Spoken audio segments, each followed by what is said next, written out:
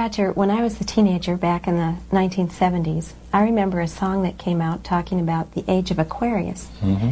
And since then, we've seen the development of the New Age. And I wondered if back when you were involved in spirit worship, if they talked about New Age at all. Oh yes, it was a big thing that was coming up. One of the major deceptions of the last days. Mm. And the priest told us, we talked for quite a while, and then he said, could I have a little bit more? Your time I want to do something very fascinating. He says the grand plan, the master's grand plan for harvesting the nations, for harvesting the multitudes of the earth into his cause, just before the close of the great controversy between the forces of good and evil. So we continued, after we expressed ourselves that we're deeply interested to know more about the activities of spirits. And he said it's going to be done in a unique manner. This grand plan is going to take people are going to eat the stuff. Because it says spirits, demon spirits, will declare themselves to be inhabitants of far distant planets in the galaxies that are coming to warn the inhabitants of planet Earth of the impending destruction of the planet unless something seriously proper is done to avoid it.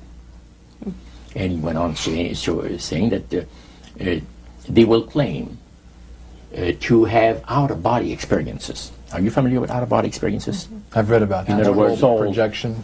Yes, right. Goes into different parts of the world and sees things and come back, and then they write all about it. I've heard of that. So, due to the fact that the millions of the earth, people, believe in people having an immortal soul, it has to be readily accepted when the spirits will, through a trance medium, converse with influential people of the land, you see.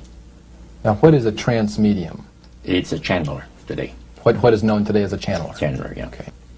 Okay. Shirley MacLaine's experience of getting involved with spiritism and with the supposed inhabitants of far distant planets in the galaxies, I taped the whole thing. It's 3 hours. And you were hearing the fulfillment of exactly what this high priest had said 45 years ago. Yeah, exactly.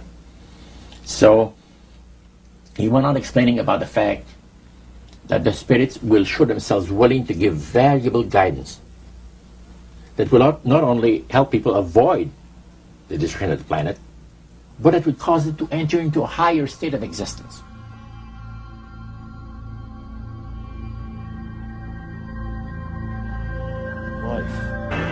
Dr. Pierre Guérin, an eminent scientist associated with the French National Council for Scientific Research, concludes that UFO behavior is more akin to magic than to physics as we know it, and that modern UFOnauts and the demons of past days are probably identical.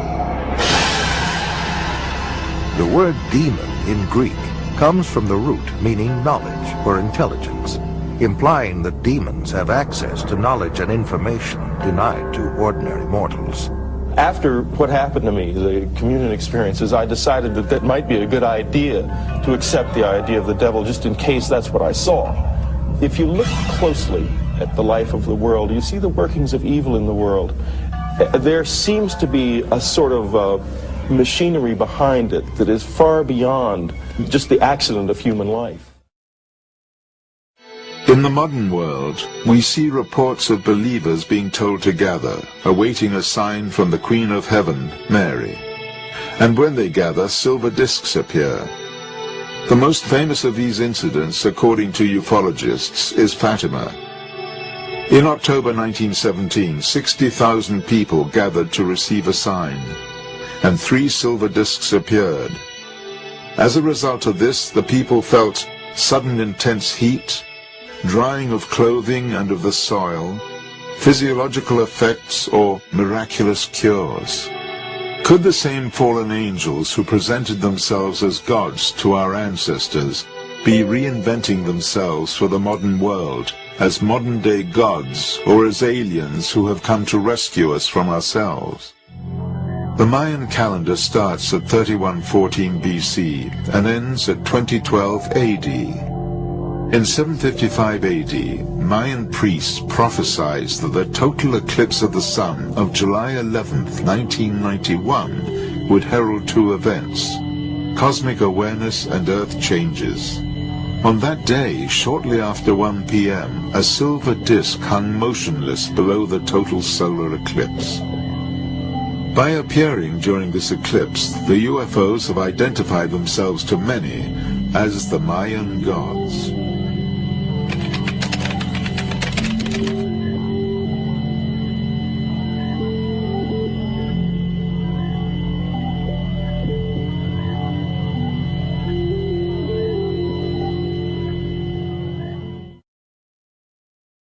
And once again, our search for clues in our quest for the alternative technology, supposedly responsible for the German UFOs which would appear later, led us back to Vienna, to the year 1917. 4 men and a woman met here in the Viennese cafe Schopenhauer. Their subject was the coming of the New Age. They spoke of secret revelations, the spear of destiny, the magical violet black stone. They discussed the possibility of making transmedial contact with the ancient Germanic and Babylonian deities, Ishtar, Ostara, and Isais, and of communicating with distant worlds, not only on this side, but also on the other. It is quite likely that this coffeehouse meeting witnessed the birth of the secret Thule Society, which in turn later spawned the German National Socialist Party, the SS, Black Sun, and the Friel Society, which in its turn gave a foundation to the occult activities of the Third Reich and the new comprehensive technology. And the beginning of German UFOs. What was the secret behind it all? The invincible source of power for them was the Black Sun, an infinite beam of light which, although invisible to the human eye, was nevertheless there and very real. Just as the bright daylight sun can illuminate the exterior, so the dark sun can light up the soul of man. It illuminates the divine light. To this very day, the occult philosophy of the Third Reich is veiled under a thick cloud of mystery and secrecy.